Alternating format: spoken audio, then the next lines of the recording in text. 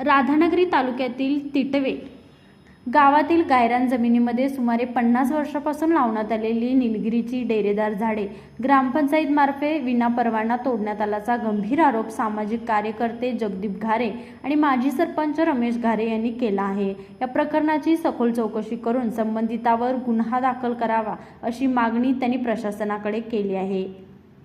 तिटवे गावातील गायरान क्षेत्रात अनेक दशकांपासून लावण्यात आलेली निलगिरीची झाडे मोठ्या प्रमाणात वाढून परिसराला हिरवाई लाभली होती।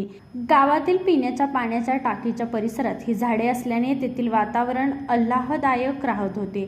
तसेच या झाडामुळे परिसरातील तापमान नियंत्रणात राहण्यास आणि नागरिकांना स्वच्छ हवा व ऑक्सिजन मिळण्यास मदत होत असल्याचे ग्रामस्थांचे म्हणणे आहे। मात्र अलीकडेच ही झाडे कोणतीही परवानगी न घेता तोडण्यात आल्याचा आरोप करण्यात आला आहे। या संदर्भात ग्रामसेवकाशी संपर्क साधण्याचा प्रयत्न केला असता त्यांनी फोन स्वीकारला नाही, तसेच कोणतीही अधिकृत माहिती दिली नसल्याचा दावा जगदीप घारे यांनी केला। त्यामुळे वृक्षतोडीमागील नेमके कारण, परवानगी प्रक्रिया आणि तोडलेल्या लाकडाचा तपशील याबाबत प्रश्नचिन्ह निर्माण झाले आहे। जगदीप घारे आणि रमेश घारे यांनी सांगितले की शासन एकीकडे वृक्ष लावा वृक्ष जगवा या अभियानासाठी लाखो रुपये खर्च करत आहे। पर्यावरण संवर्धनासाठी विविध योजना राबवल्या जात आहेत। अशा परिस्थितीत सार्वजनिक गायरान क्षेत्रातील अनेक वृक्ष जुनी झाडे तोडली जाणे ही अत्यंत गंभीर बाब आहे।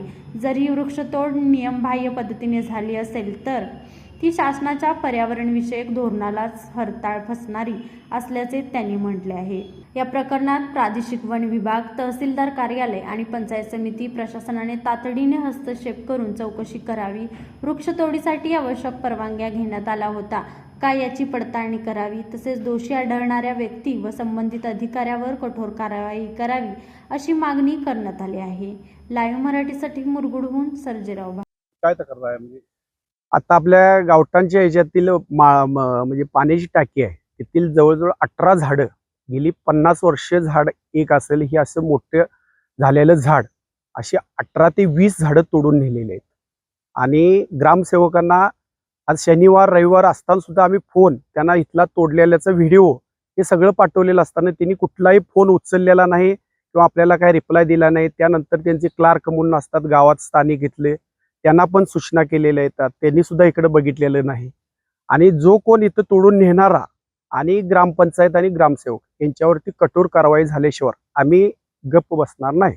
आम्ही आज सोमवारी कळवणार, आपल्याला ही गुरुवारी तोडलेली आहे तिने आणि हे आम्हाला शनिवारी कळालं।